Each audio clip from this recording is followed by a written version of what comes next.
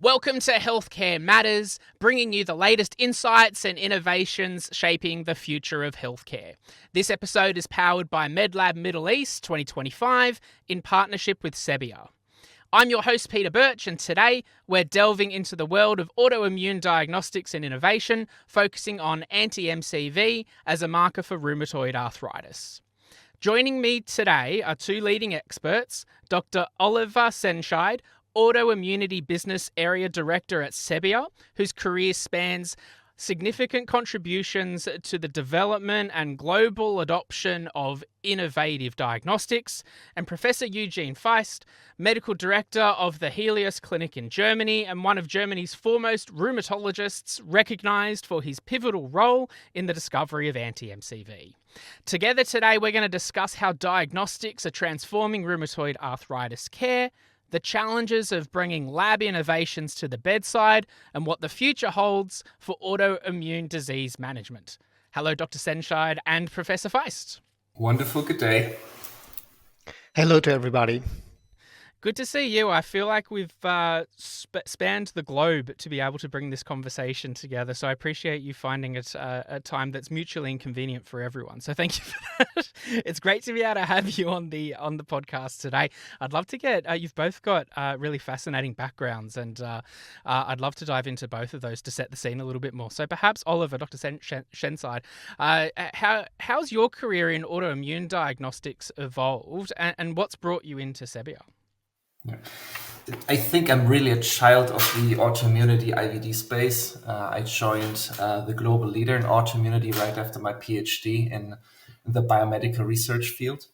Had the opportunity to work in global product management, had responsibility for scientific affairs, and then eventually was leading the global product management team. And that really gave me wonderful insight into the world of autoimmunity from both a scientific, medical perspective, technical perspective, but also commercially. And without even knowing it, I think I've entered my dream field of a professional occupation. So I got lucky in that regard. So I'm sticking around, obviously. And when I learned that Sebia is building an empire around autoimmunity, acquiring companies like Organtech and Zeus Scientific, leaders in autoimmunity and infectious diseases globally, I really wanted to put my fingerprint on this as well. And this is why I joined this business area director for autoimmunity in January of 22 to help build that journey and be part of it. And so far, it's been a great ride.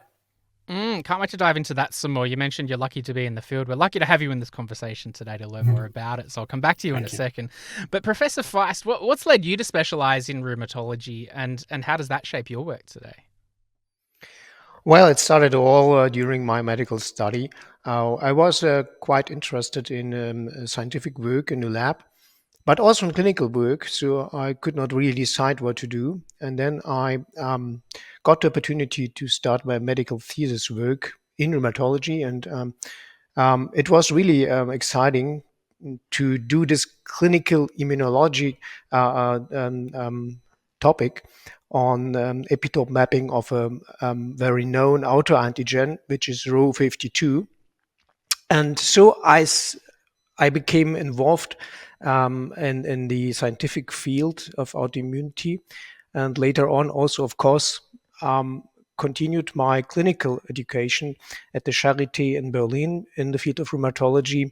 And finally, I met a lot of very exciting scientists, including also scientists from companies like Organtech or Sebia, who cooperated with us in other topics, especially also on new autoantigens in rheumatoid arthritis.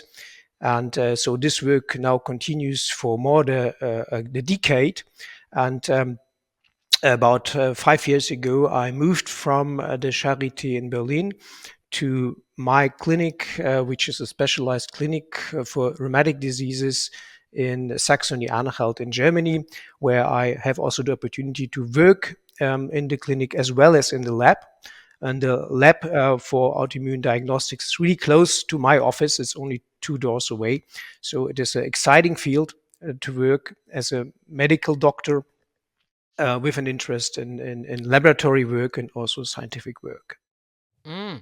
Look, I'd love to lean into some of that experience in this conversation today, because we've promised a discussion around anti-MCV as a marker for rheumatoid arthritis. And I feel like it's going to be important for us to set that scene a little bit more, because we know rheumatoid arthritis affects millions of people globally, and early accurate diagnosis is key to improving outcomes. Love to hear from your perspectives. Like, why is it such an important area for innovation right now, and how do markers like anti-MCV play a role? Oliver, I might ask you to start that discussion. Maybe I can paint the very, very broad picture and then let the clinical expert expand on this. As you said, it's affecting millions of patients globally. And in rheumatoid arthritis, it's a progressive disease that is affecting the joints. Oftentimes it presents with stiffness and pain in the joints, and it leads to erosive damage in the joints, and eventually leads to disability of patients. And you can imagine that, especially with a disease that is very aggressive, that is practically destroying the joints, the earlier you diagnose a patient, the earlier you can interfere from a therapeutic standpoint. And historically speaking, there have been numerous markers for the blood markers like rheumatoid factor, but also CCP, which is established as a laboratory workup in the field. But unfortunately, especially in early phases, you have quite a number of patients that we call seronegative, which are not positive for these existing biomarkers. And anti-MCV specifically has been proven very successful to identify those patients in the early stages of the disease.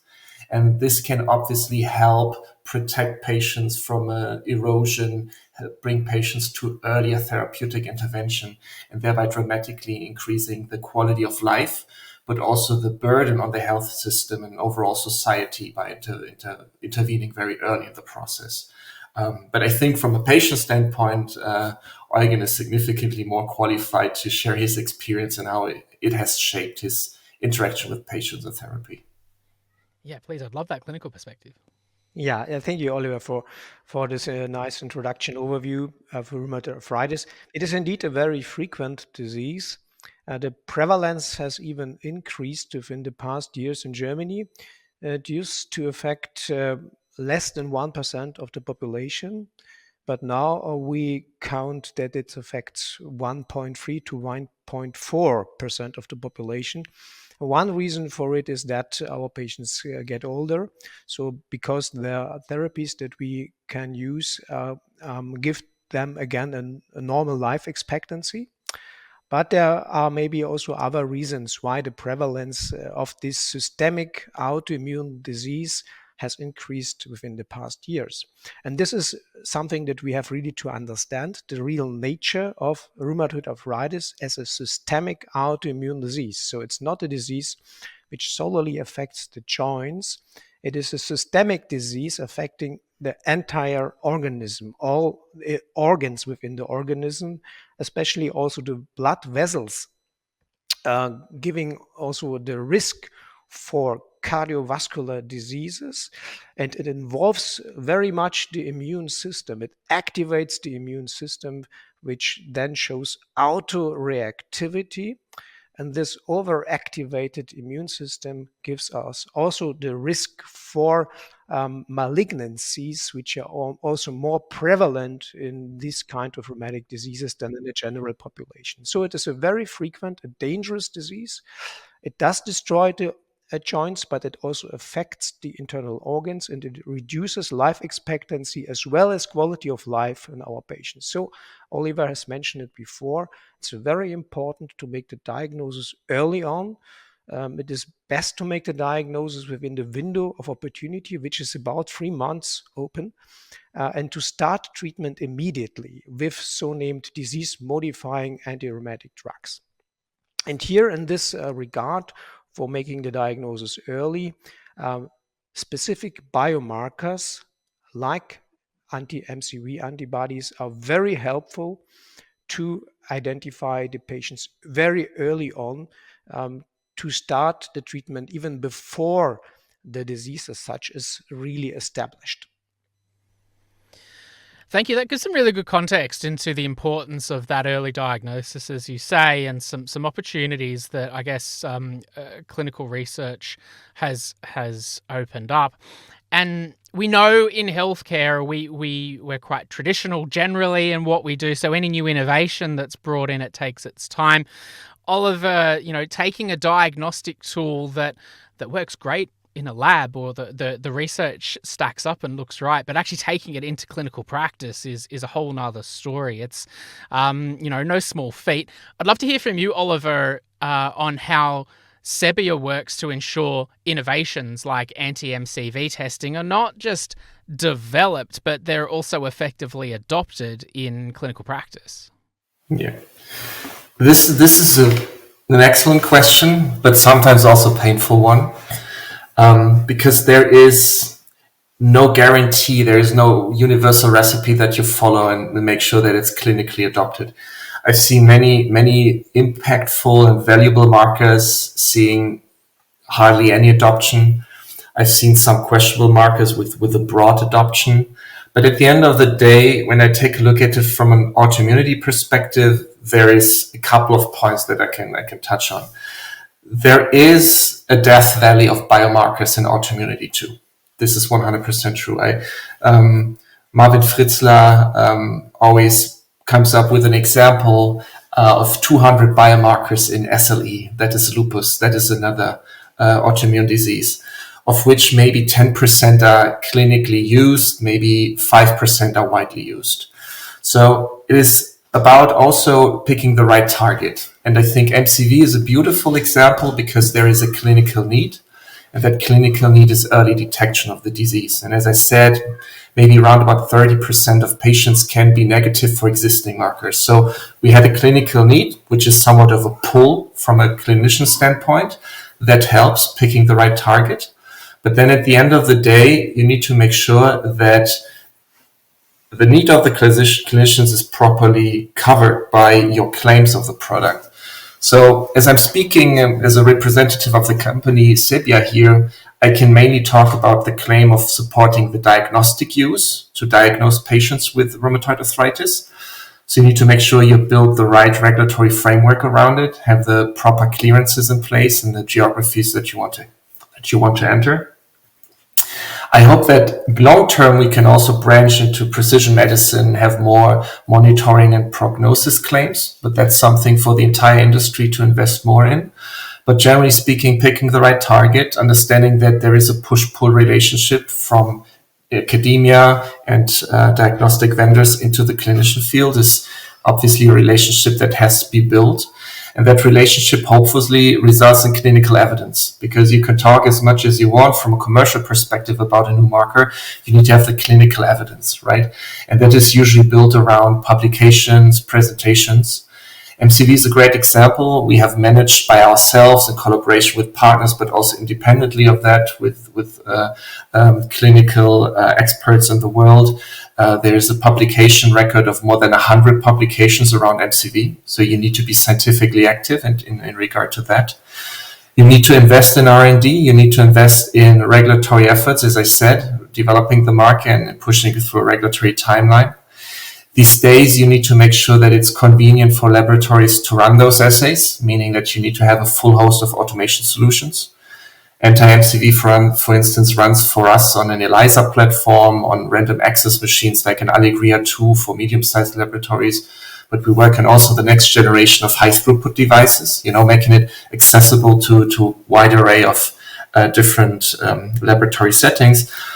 And last but not least, I think there is a component of patience to it as well, not in terms of people suffering from the disease, but a mindset question. I want to quote the French poet Victor Hugo, who said, there's nothing more powerful than an idea whose time has come. And I think this is a perfect representation of anti-MCV, because we've seen global waves of anti-MCV adoption, first in Europe, then in APAC and in China specifically. And now we see a huge wave of adoption in the United States of America. So there is a dynamic to it that sometimes you can influence, but sometimes you need to be patient and build the scientific and clinical evidence for it to find its way into clinical use. That's so true. There's so many different reasons and factors at play, and some within our control, and others that we need to be in the right time and the right place. But I think by doing everything in our control, or by improving the collaboration across those stakeholders, as you say, then we can be in a good place to do so when the opportunity arises. I'd love to hear from Eugen as well, just building on that, because we know, as Oliver said, the collaboration between different stakeholders is super important. In particular, research and the clinical side to advance diagnostics specifically. What are your thoughts on how this partnership's evolved and its role of improving outcomes for patients, particularly with autoimmune disease? Yeah, Pete, that's a very important point to discuss because nowadays all the discoveries that we have in the clinic have usually a long story behind. So it is always a story of close cooperations between the clinic, the technical facilities, the research facilities at the universities, in the clinic, but also a close cooperation to the pharmaceutical industry and also to the providers of technical materials, automates, tests, assays, who help us to make diagnosis early, like for rheumatoid arthritis with anti-MCV antibodies. Now we have mentioned MCV so many times, and let me clarify the abbreviation, which is mutated citron-related vimentin. So MCV means that we have an autoantigen which is named vimentin, and this is a natural occurring protein within each cell of our body. It's a rather small molecule of intermediate space of 8 to 12 nanometers, and it's very essential for the shape and the structure of each of our cells, especially of the mesenchymal cells, but also of lymphocytes and macrophages. And we believed for a long time that's the only function of vimentin. Now it turns out that this molecule is also important for immune processes, for migration, for adhesion of cells, which is very important for the immune response. In the beginning of the 90s, researchers at the University of Erlangen, and especially Holger Bang, who worked there at the Institute of Pharmacy, discovered a new antigen, which was named at that time CH65. And this antigen came from chondrocytes, and it took a very long time, a long way to identify the nature of this antigen. It turned out that it has a similarity to vimentin, and it turned out that this CH65 antigen was in fact vimentin in a modified form, not the original one, but a modified form of vimentin. And subsequently, it turned out that such a modified form of vimentin is quite prevalent in patients with rheumatoid arthritis, and that an autoimmune response against this modified vimentin, modified by mutation and citronellation in its sequence, that an autoimmune response to this antigen is highly characteristic, we would say specific, for rheumatoid arthritis. And this autoimmune response occurs very early in the pathogenesis of rheumatoid arthritis, sometimes even before patients get symptomatic. So we have a very early, highly specific, and very sensitive biomarker. And by saying so, I give you some numbers. So we have a sensitivity for this assay of 60 to 80% in some studies. So we can identify up to 80% of patients by using this test early on.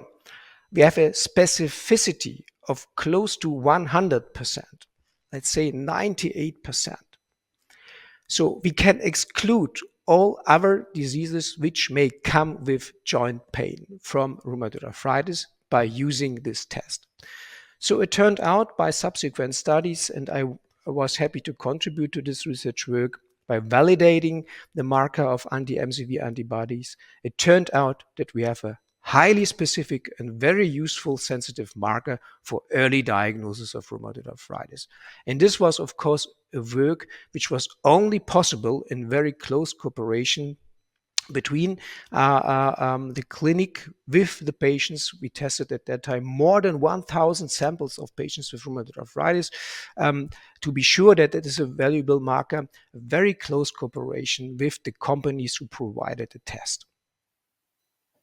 And I think it is also interesting to mention that in some regard, anti-MCV is almost like a textbook autoantibody in that it's pathogenic. That's also a feature that is understood by scientists today. Not all autoantibodies are generally speaking pathogenic. Oftentimes they're just epiphenomena, just indicating a disease, but not necessarily contributing to the disease. And for clarification, thank you, Eugen, for clarifying anti-MCV and the nomenclature behind it. Anti-MCV is a mutated citrinulated version of vimentin. There's also other assays historically that focus on just the vimentin, which oftentimes is referred to anti-SA, anti-SA. And this is a different assay because it doesn't have the same modifications and obviously as a consequence not the same performance characteristics and is not as helpful in the diagnosis of early rheumatoid arthritis. And then second, anti-MCV is part of a bigger group that we generally speaking refer to as ACPA, anti-citrinulated peptide or protein antibodies. And anti-MCV is part of that group just as anti-CCP is. And that is important to understand because there is official classification criteria issued by EULAR and ACR that give a scoring system for different biomarkers and other clinical features. And within the scoring system, it specifically mentioned ACPA positivity. And that is an important finding or information for physicians, knowing that anti-MCV positive patients or markers contribute to the same effect like an anti-CCP test, for instance, within a patient. And that is important for the scoring system and consequently also for therapy decisions, specifically market where a scoring system determines whether a patient can be treated with a certain drug or not. Thank you both for the clarifications and the context, and I can really see now the power in that early detection side that you mentioned, because if we get in early and provide the diagnostics and to that specificity and accuracy, as you say, without that clinical research, we don't have the resources or the funding in healthcare globally to do unnecessary testing. So where we can reduce that and improve patient outcomes, that's got to be a good thing. We focus so much on the anti-MCV side as we're talking about rheumatoid arthritis, but we know it's a complicated and complex disease and there's wide-ranging impacts. So I'd love to understand a little bit more, Eugen, beyond anti-MCV, what do you see as the biggest challenges that clinicians like you face in managing this condition, and what advancements do we still need? Yeah, Pete, you are totally right. It is a very complex systemic autoimmune disease. So we know that many autoantigens are involved in the pathogenesis. Vimentin is one of them. It is a naturally occurring autoantigen. It's not an artificial one. It is really there. And we can measure an autoantibody response against the vimentin, but we also identify autoreactive T cells, T lymphocytes, who also recognize these modified forms of vimentin as an antigen. And there are other antigens involved in the pathogenesis, and usually a patient with a seropositive rheumatoid arthritis shows a reactivity against multiple antigens. But there is also a group of so-named seronegative patients. And in these patients, where we don't have markers like anti-MCV antibodies for early detection of disease, it is much more difficult to make an early diagnosis and to be sure that it's really rheumatoid arthritis. And anti-MCV helps us in this regard. It closes the gap. As I mentioned before, it has a sensitivity of close to 80%, but there are still 20-25% of seronegative patients which are not detected nowadays by all the detection systems that we have. And for these patients, it is much more difficult to make the diagnosis early. On the other hand, these patients are usually also the mild patients with less erosive disease, with less involvement of internal organs. And so, by saying so, you understand that it is, of course, still important to work on this topic and to close this gap further. But by using markers like anti-MCV, we have already done a great work by identifying those patients who really need an early diagnosis and need an early intervention. But the challenges is, of course, to close the gap further and also to provide access for the patients to the clinicians, which is a problem in Germany, for instance, where patients have to wait sometimes several months before they are seen by rheumatologists. Here, tests like anti-MCV can again help us because if the general physician is doing the diagnostic procedure before the appointment with the rheumatologist, and if he identifies such antibodies against anti-MCV, of course, the door to the rheumatologist is open. So then the patient has not to wait for months because the test result is already positive, and every rheumatologist will try to see this patient very early on. It's a lot of the great groundwork has been done and so much innovation in this space. Still a lot to do, but how can we leverage the progress that we've had in this space to be able to then build on it too, and hopefully have a global impact to it. It impacts regions across the world. And Oliver, I know that Sebia has a global reach, but scaling innovation and innovative diagnostics can be challenging, particularly across different regions and markets. I'd love to understand your approach to the process of bringing tools like this to perhaps diverse markets and the role that collaboration plays in doing so.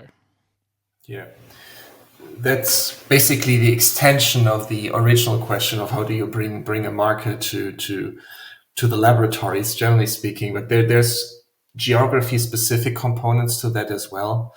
And obviously, from a general standpoint, it's obvious that we as a company are very proud about innovations like anti-MCV. And quite frankly, as a consequence of the acquisition of big companies like Organtech, the first wave of big German autoimmunity companies and innovators like Zeus, we've inherited a lot of the reputation that goes along with that. And this reputation is globally diverse. Organtech has a very strong footprint in Latin America, Europe, and in APAC. Zeus was very strong in the United States. So that is a door opener, obviously, in terms of brand recognition. But at the end of the day, it is a push-pull relationship, as I said previously. And you have to oftentimes work very hard in local markets to enter a market due to changes or differences in reimbursement, clinical practice, standard of care, right? So building a local key opinion leader, thought leader network is very important because they can share the value of your solutions. Oftentimes, we also work with prestigious laboratories that have direct access to physicians, right? Our primary customer base is the laboratory, so we don't directly touch physicians. So building that bridge is important, which is why we're very open to partnerships that allow to spread the message and the education to physicians, because you need to create the demand. Without the demand, no laboratory would be offering that test systems. On top of that, regulatory environments vary greatly. We see the new wave of regulatory stringency, I want to call it, IVDR, coming to the European market, but many other countries have already tightened up their regulatory approach.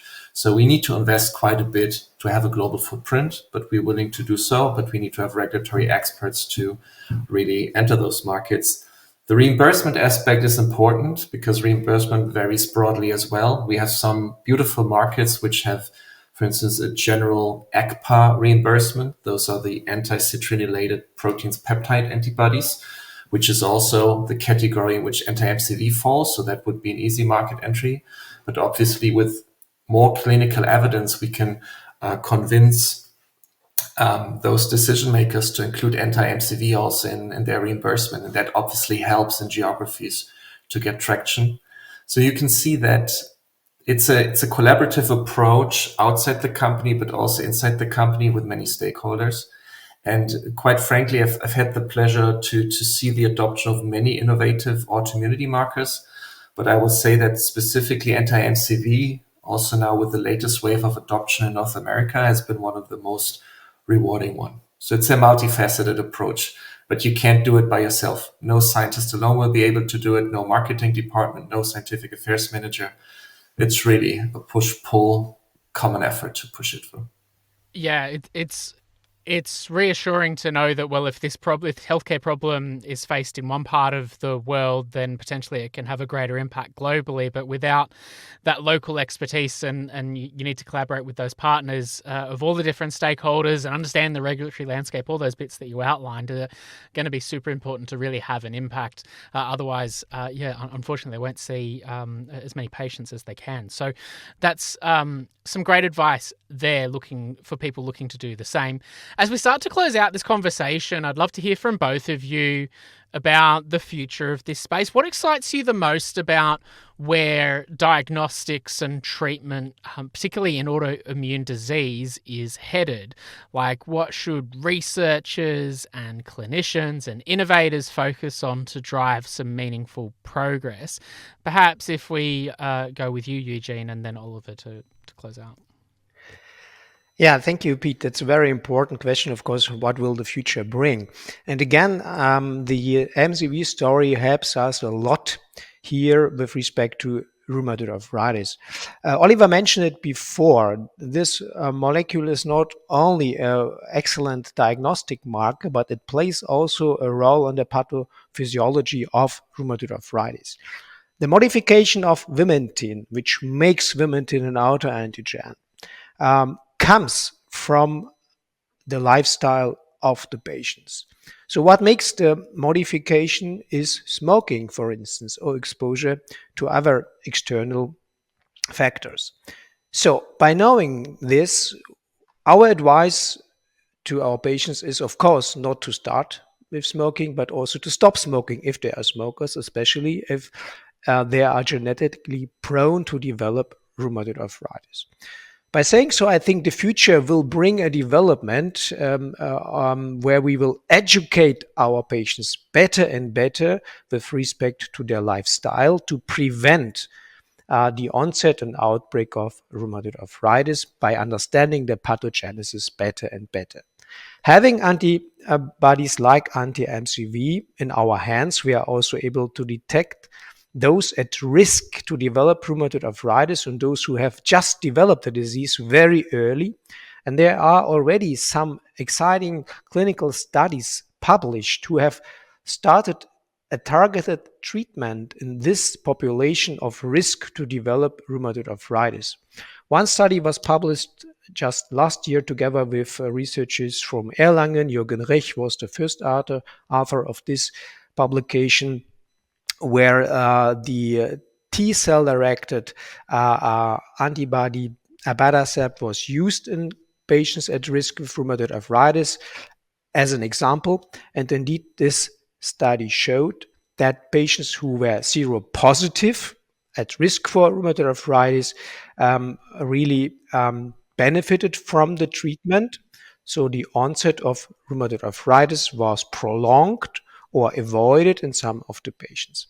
So I think this is also something for the future, to start treatment so early on so that the outbreak of disease will be stopped and the disease will be prevented by doing so, in addition to the changes in lifestyle. Another development is, of course, in rheumatology that we have a number of different targeted therapies nowadays, even including cell-directed therapies with the usage of CAR T cells or so named bispecific T-cell engager molecules, who enables us really to hit the disease at the right place, especially hit those cells who are producing anti-MCV antibodies, namely the B cells and the plasma cells, and by doing so also to have a much stronger influence on the progress of disease that we have nowadays with all the already fantastic biologic and targeted synthetic DMARDs in our hands. So the field is growing year by year. New approaches to an established rheumatoid arthritis are available. Subsequent clinical studies are on the way to make an even better and even more targeted therapy available to our patients. It's exciting to hear that that wave of new clinical insights and research on its way. What about you, Oliver? What's exciting you about the future of this space?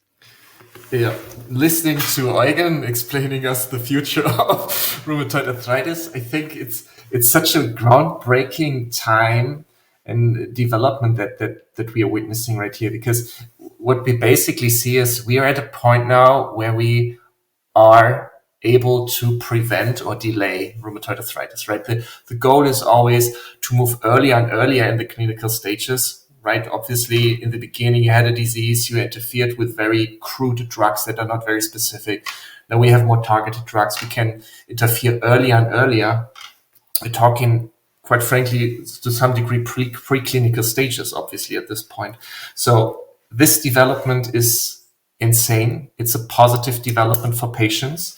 And for us as diagnostic vendors, we want to provide those tools and also those claims around the tools that enable physicians to make these judgments more broadly and not only in highly specialized centers like, for instance, in Eugen's place. So this is something that we obviously want to provide in terms of precision medicine. I think this is this untapped potential and very excited about the developments that Eugen just outlined. And then I can maybe make a very bold statement. I think rheumatoid arthritis is also, at this point in time, one of the few diseases that I could really envision at some point in time, hopefully not in the too distant future, to have very broad screening of populations because we have the tools that are very specific. And if we are able to detect patients that don't even know they're at risk, patients that don't even know that they might develop the disease and help these people and prevent the outbreak of that disease, that is the next step in precision medicine and healthcare, generally speaking, and has an enormous potential to relieve burden on our healthcare systems and on our economies, generally speaking. Yeah. No, it's so true, and it ties in nicely with what Eugen said in relation to just what I understood as the bringing the health literacy to patients and the understanding of people's health earlier. And I think, as you say, Oliver, healthcare generally being able to make diagnostics more accessible earlier on, catching diseases or issues before they arise. How do we do that at scale, and how do we do that and reach the people that need it the most in a timely way? So a fascinating area, and one that we could continue speaking about. We're going to have to wrap it up there in this conversation, but I'm sure we'll catch up again. So thank you, Dr. Sendscheid and Professor Feist, on a topic that you're both super passionate and knowledgeable about. I've certainly learnt a lot in being in your presence, so thank you for that. And just being able to unpack the groundbreaking role of anti-MCV in diagnosing rheumatoid arthritis to the challenges and the opportunities in scaling diagnostics globally. This conversation has definitely been one of my favorites. So thank you, and thank you to Medlab Middle East 2025 and Sebia for making this episode possible. If you enjoyed today's conversation, be sure to follow Healthcare Matters on Spotify and Apple Podcasts for more insights into the innovation shaping the future of healthcare. I'm Peter Birch. Thank you so much for listening, and I'll see you next time. Thank you. It was wonderful talking to you guys. Thank you. All the best.